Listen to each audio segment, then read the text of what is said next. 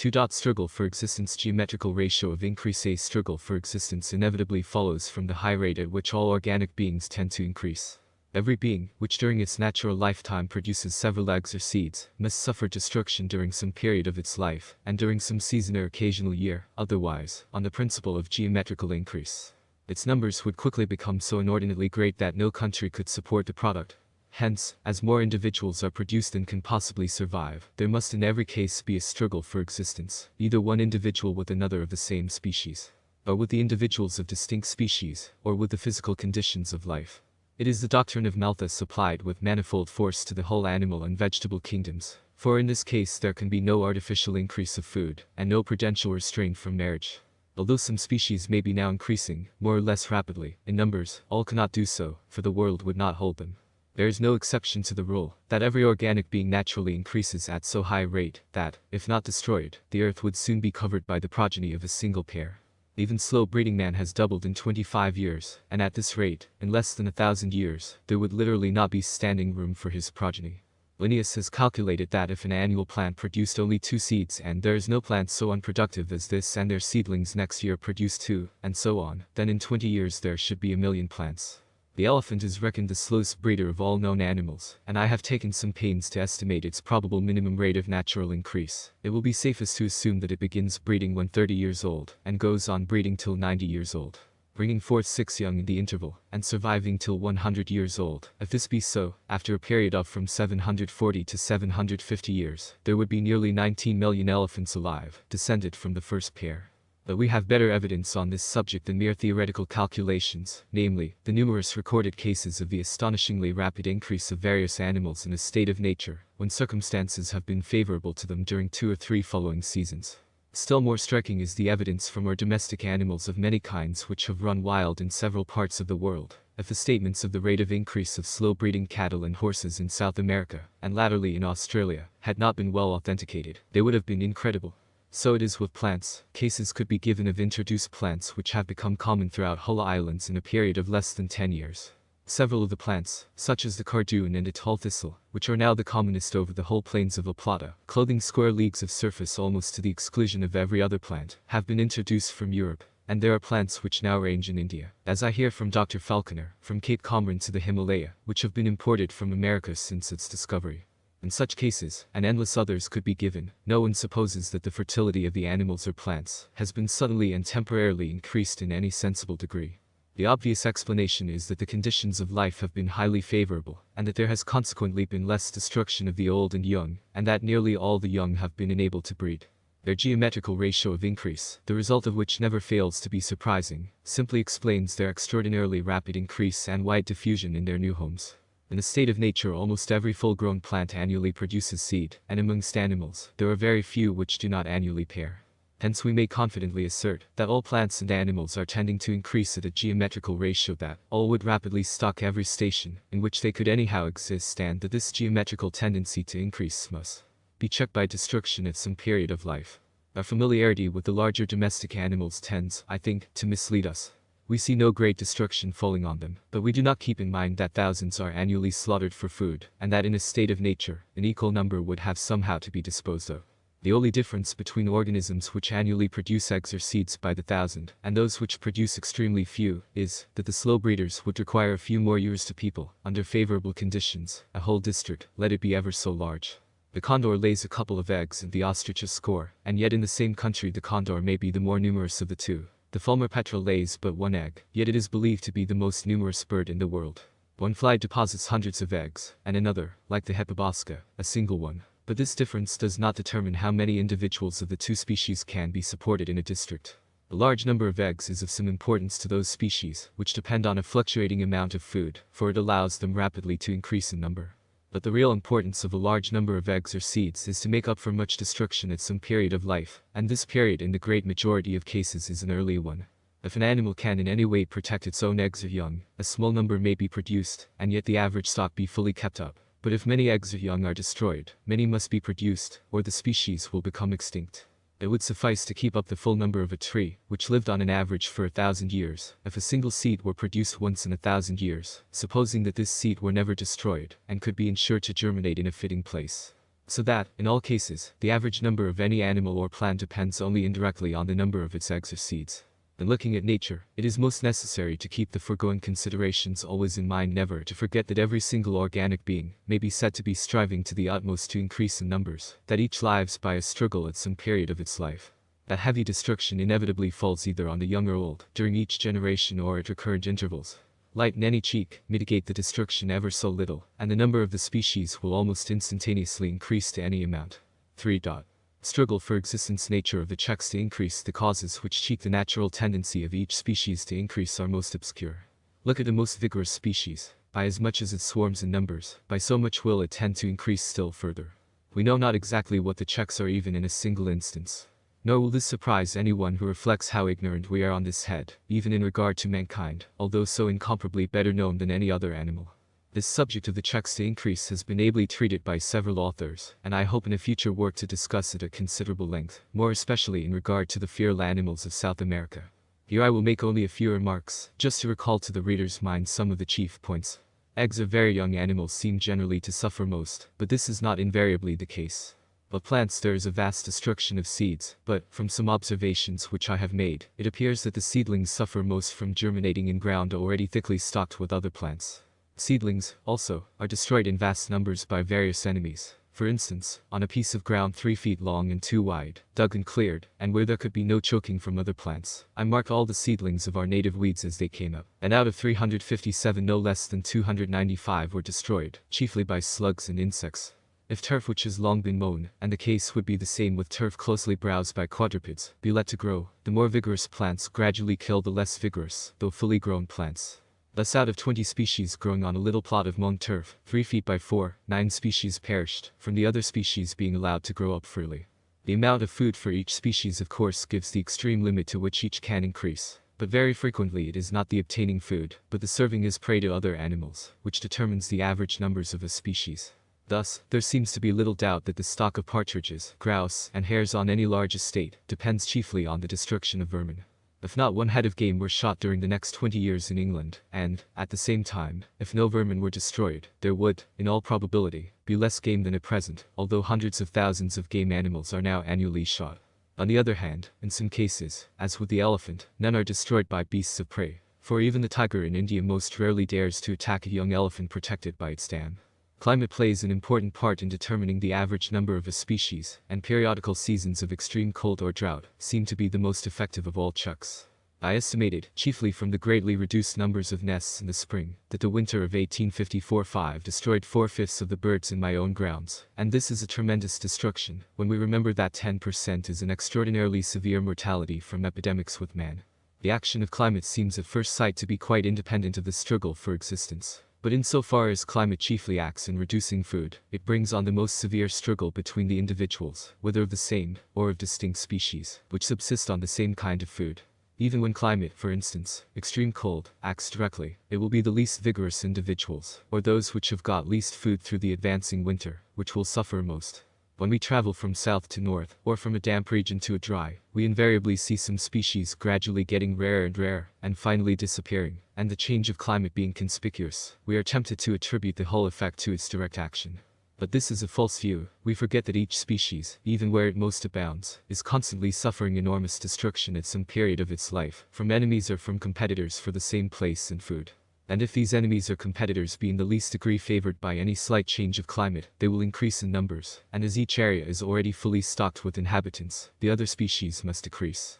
When we travel southward and see a species decreasing in numbers, we may feel sure that the cause lies quite as much in other species being favored, as in this one being hurt.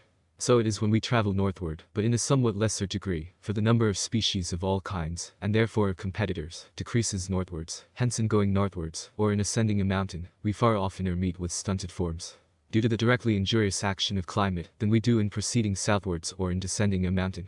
When we reach the Arctic regions, or snow-capped summits, or absolute deserts, the struggle for life is almost exclusively with the elements. That climate acts in main part indirectly by favoring other species, we clearly see in the prodigious number of plants which in our gardens can perfectly well endure our climate, but which never become naturalized. For they cannot compete with our native plants, nor resist destruction by our native animals.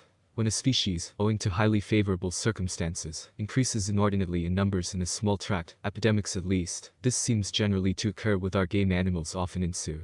And here we have a limiting check independent of the struggle for life. But even some of these so-called epidemics appear to be due to parasitic worms, which have from some cause, possibly in part through facility of diffusion amongst the crowded animals, been disproportionately favored. And here comes in a sort of struggle between the parasite and its prey. On the other hand, in many cases, a large stock of individuals of the same species, relatively to the numbers of its enemies, is absolutely necessary for its preservation. Thus we can easily raise plenty of corn and rapeseed, and sea, in our fields, because the seeds are in great excess, compared with the number of birds which feed on them. Nor can the birds, though having a superabundance of food at this one season, increase in number proportionally to the supply of seed, as their numbers are checked during the winter. But anyone who has tried, knows how troublesome it is to get seed from a few wheat or other such plants in a garden. I have in this case lost every single seed. This view of the necessity of a large stock of the same species for its preservation explains, I believe, some singular facts in nature, such as that of very rare plants being sometimes extremely abundant in the few spots where they do exist, and that of some social plants being social, that is abounding in individuals, even on the extreme verge of their range. For in such cases, we may believe that a plant could exist only where the conditions of its life were so favorable that many could exist together, and thus save the species from utter destruction. I should add that the good effects of intercrossing, and the ill effects of close interbreeding, no doubt come into play in many of these cases, but I will not here enlarge on this subject.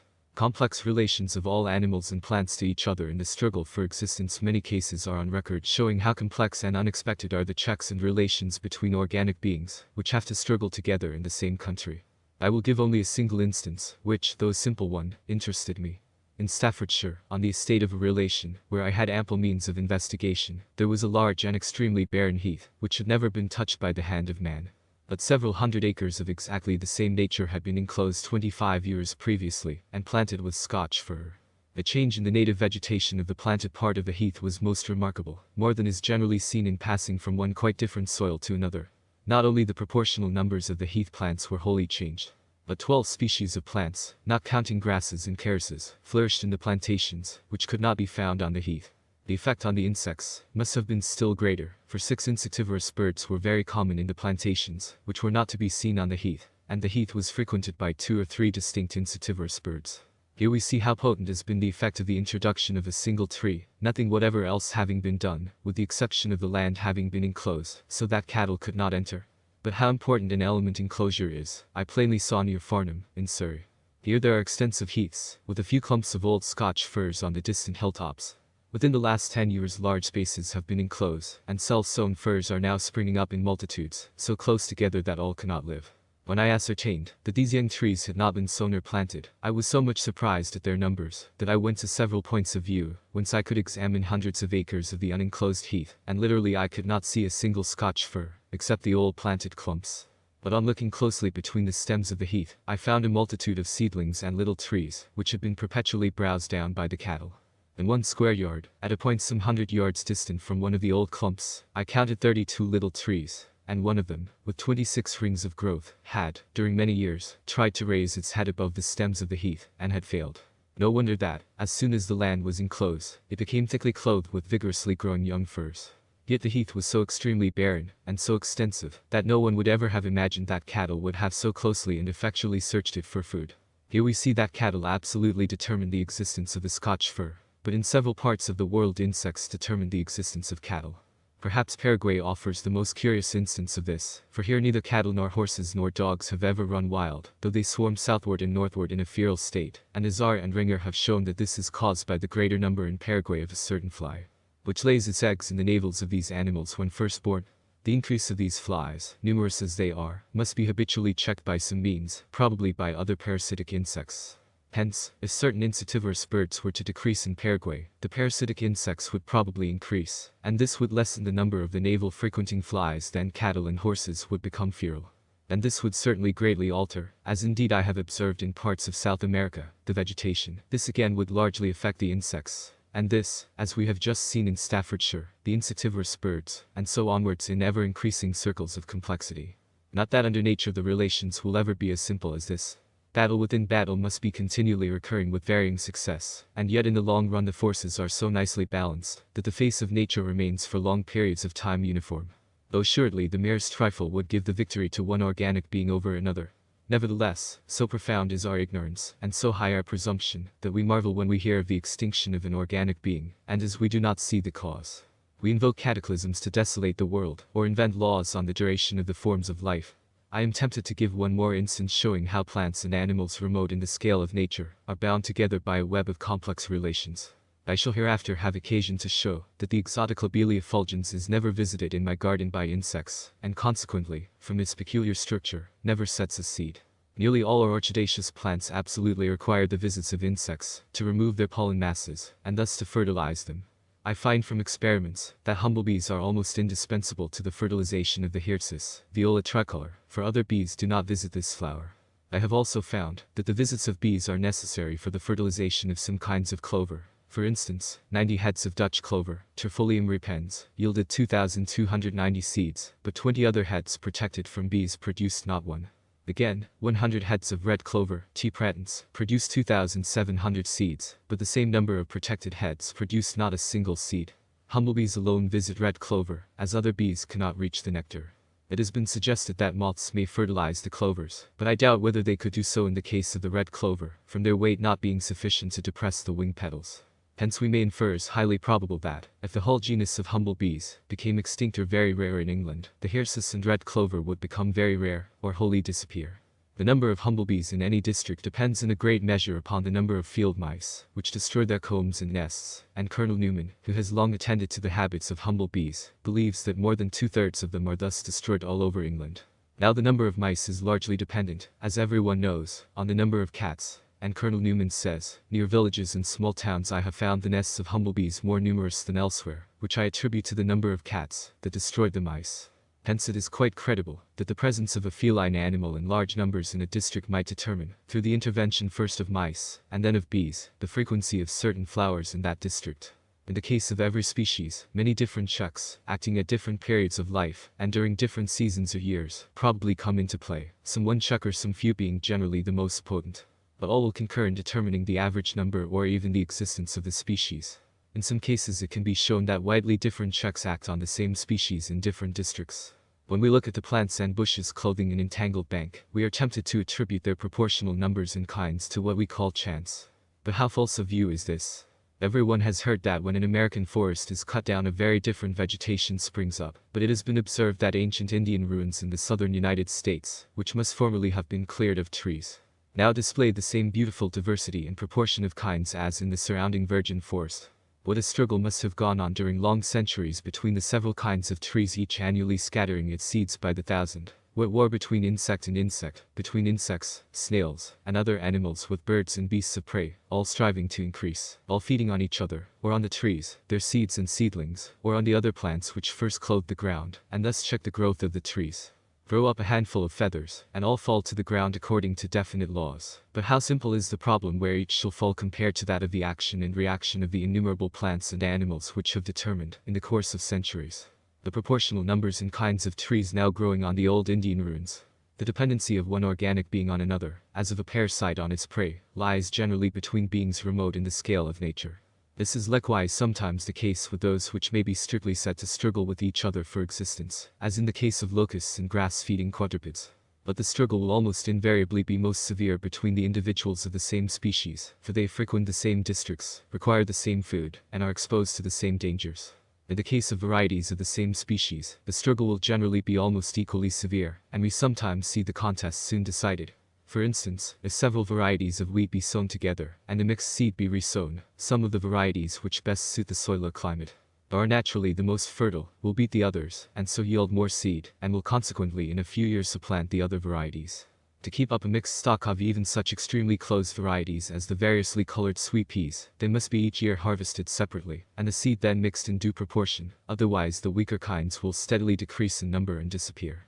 So again with the varieties of sheep, it has been asserted that certain mountain varieties will starve out other mountain varieties, so that they cannot be kept together. The same result has followed from keeping together different varieties of the medicinal leech.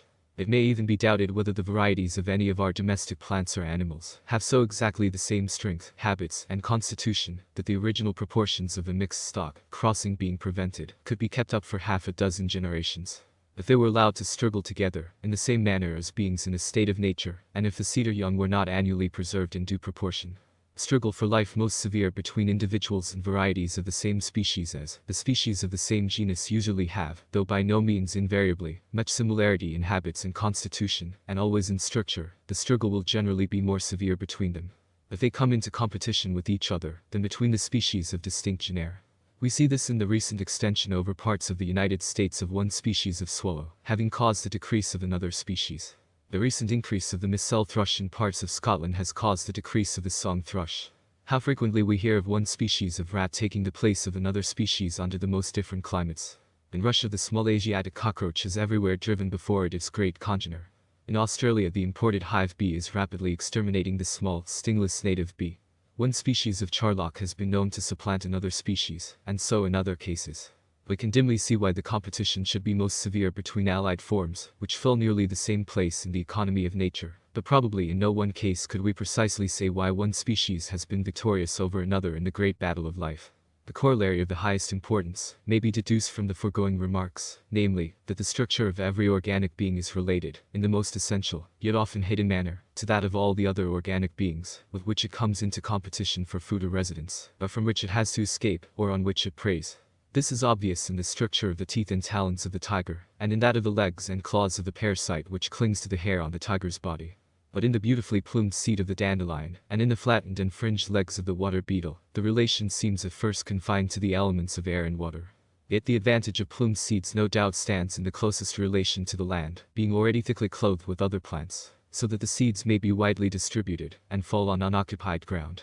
In the water beetle, the structure of its legs, so well adapted for diving, allows it to compete with other aquatic insects, to hunt for its own prey, and to escape serving as prey to other animals. The store of nutriment laid up within the seeds of many plants seems at first to have no sort of relation to other plants. But from the strong growth of young plants produced from such seeds, as peas and beans, when sown in the midst of long grass, it may be suspected that the chief use of the nutriment in the seed is to favor the growth of the seedlings, whilst struggling with other plants growing vigorously all around. Look at a plant in the midst of its range, why does it not double or quadruple its numbers? We know that it can perfectly well withstand a little more heat or cold, dampness or dryness, for elsewhere it ranges into slightly hotter or colder, damper or drier districts. In this case we can clearly see that if we wish in imagination to give the plant the power of increasing in number, we should have to give it some advantage over its competitors, or over the animals which prey on it. On the confines of its geographical range, a change of constitution with respect to climate would clearly be an advantage to our plant, but we have reason to believe that only a few plants or animals range so far that they are destroyed exclusively by the rigor of the climate. Not until we reach the extreme confines of life, in the Arctic regions, or on the borders of an utter desert, will competition cease. The land may be extremely cold or dry, yet there will be competition between some few species, or between the individuals of the same species, for the warmest or dampest spots. Hence we can see that when a plant or animal is placed in a new country amongst new competitors, the conditions of its life will generally be changed in an essential manner, although the climate may be exactly the same as in its former home. If its average numbers are to increase in its new home, we should have to modify it in a different way to what we should have had to do in its native country, for we should have to give it some advantage over a different set of competitors or enemies. It is good thus, to try in imagination, to give to any one species an advantage over another. Probably in no single instance, should we know what to do. This ought to convince us of our ignorance on the mutual relations of all organic beings. The conviction is necessary as it is difficult to acquire. All that we can do is to keep steadily in mind that each organic being is striving to increase in a geometrical ratio, that each of some period of its life, during some season of the year, during each generation or at intervals, has to struggle for life and to suffer great destruction. When we reflect on this struggle, we may console ourselves with the full belief that the war of nature is not incessant, that no fear is felt, that death is generally prompt, and that the vigorous, the healthy, and the happy survive and multiply.